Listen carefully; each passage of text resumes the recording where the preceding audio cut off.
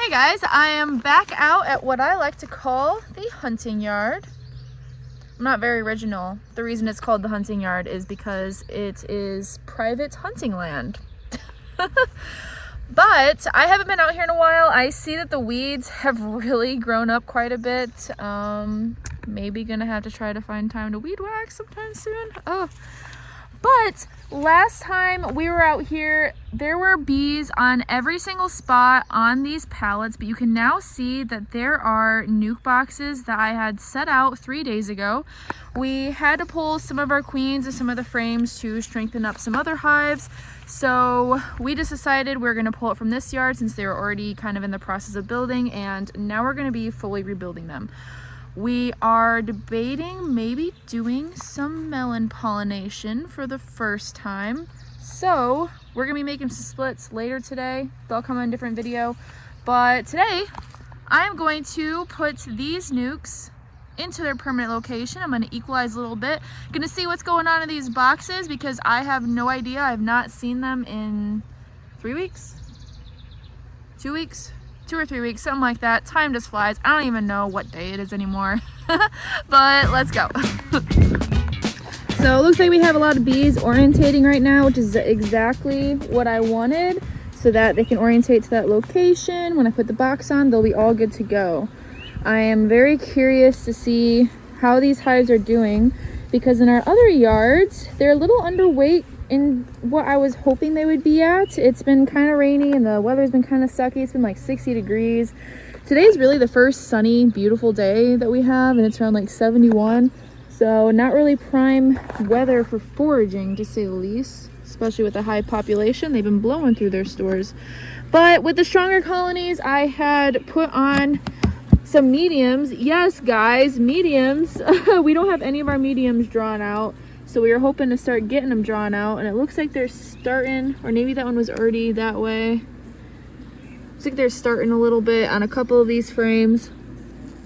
If you guys want some frames to get waxed crazy fast for all the new beekeepers, get yourself some actual wax from a beekeeper if you don't have some yourself, and roll them on there with a paint roller. It smells great, makes your house smell wonderful.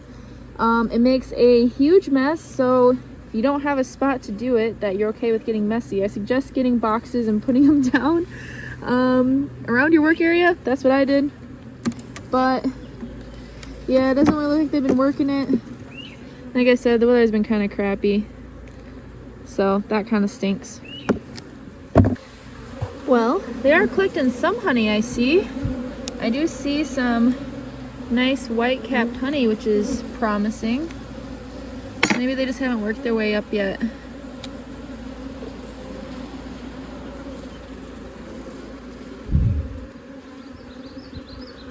So they're working on drawing out that little bit. This would have been a freshly drawn frame. We re-waxed these frames after the comb was taken off and gave it back to them to draw back out, and it looks like they're doing a pretty good job of that. Yeah, so it's looking like they are bringing in a decent amount of honey, so this makes me very happy. I'm seeing a lot of white-capped honey.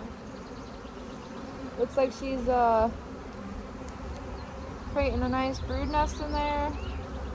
Gonna mostly probably be in that bottom box I see, because they're trying to push her down. That's why I gave them that super. But it's not drawn, so bees can be kind of lazy. Yes, they're productive and they work their tails off. They don't have tails, they have butts, so they work their butts off. But if they don't have to draw wax, they will not, which I don't blame them. It takes a lot of energy.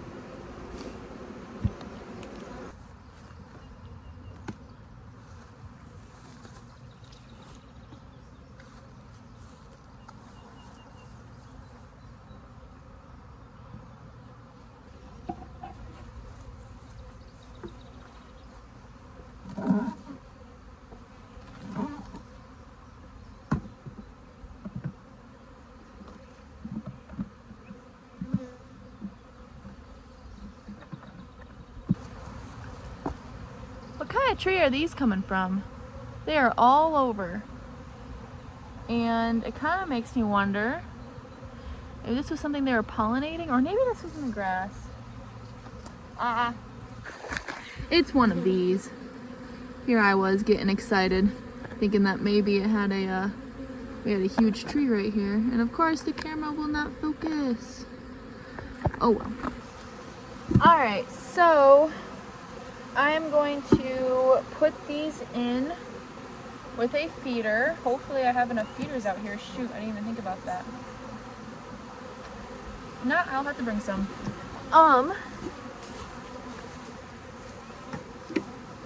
And my plan was to equalize these hives. I want them to all be the same, otherwise they're going to start getting robby, which will be a huge problem.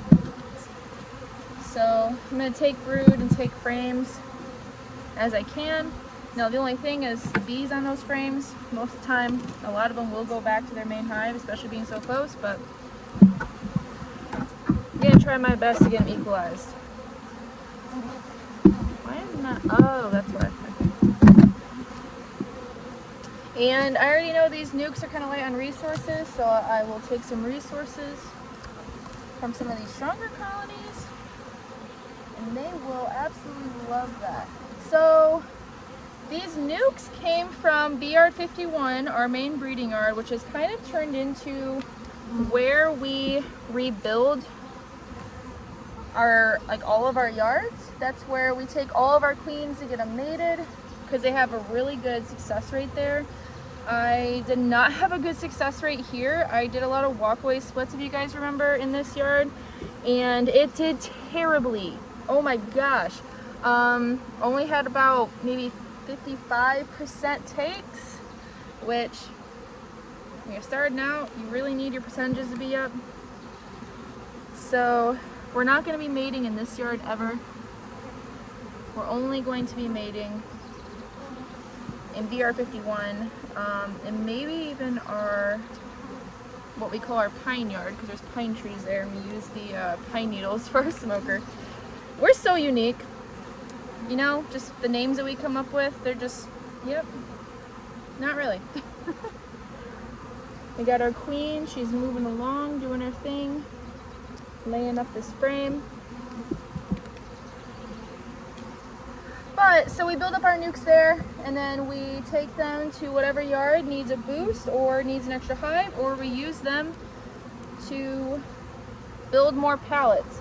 That is going to be the theme of this year, is to build as many pallets as we possibly can.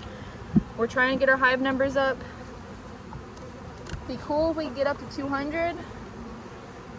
Not entirely sure if that will happen, but we're going to try our best.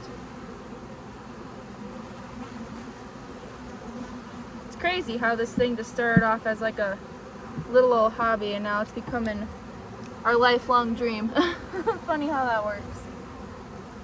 The biggest thing is you want to remember to always check over your frames really well before you move them into another hive. We thought that we could see everything perfectly clear, but this last spring when we were making splits, we pulled a lot of queens in some of our hives unintentionally, and it happens, you never know. So we're going to be using double screen boards next year. We're going to shake everything down into a box that we know the queen is down there. We know that we're not taking our queen and ruining our flow, because yeah, it happens.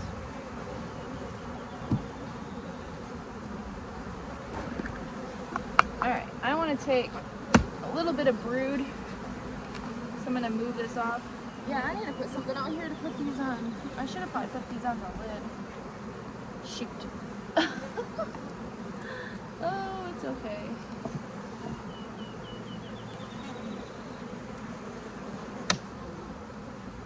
And yes, you can just put a random frame into a hive that it has a different queen, because there's more numbers in that hive. The key is you don't want to put too much. Like if you were to put a whole entire box on top of one other box that was jam-packed with bees, I wouldn't do that. I'd newspaper them on. But if you're just putting one frame into, like, in this case, 5 frames of bees, they will be perfectly fine. They will make sure that they are straight and they do not do anything to their queen.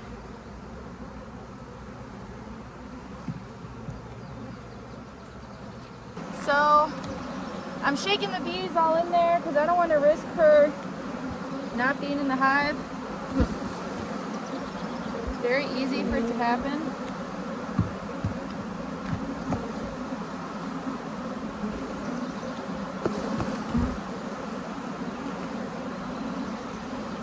Plus, I'm mostly just taking honey frames that I can disperse.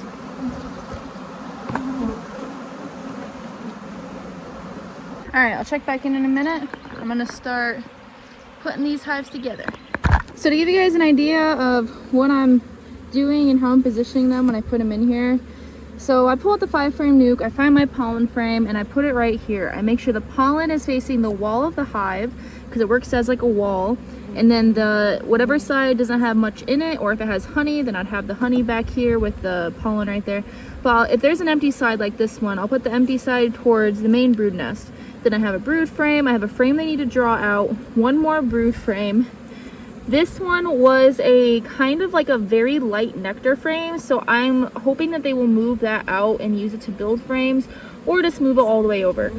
Then I'm putting in one empty frame that might be like partially drawn or needs to be fixed. We had a huge mouse problem this winter, so we have some frames that need to be fixed. Here, I'll kind of give you an idea of what I'm talking about. So yeah, you see that? It needs to be fixed in the middle, but still part of it is good that the queen can lay in it while they're working on it, once they tidy it up and clean it up.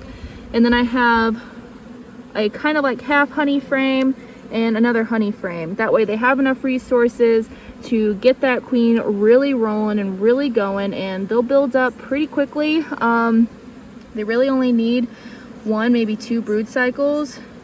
Most likely 2 brood cycles, I'd say, before you can start adding another box on top of that. So that'd be around 6 weeks from now. They will be booming and hustling and bustling, that's for sure. All right, so look at that.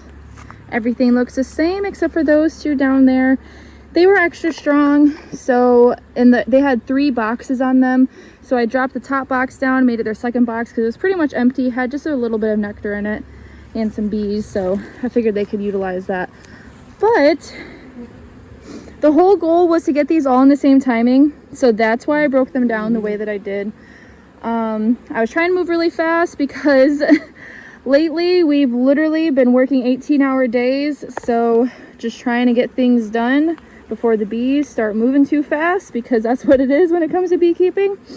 We are first generation beekeepers, so that is the life, working a full-time job while also building a bee business. But I absolutely love it. It is a blast.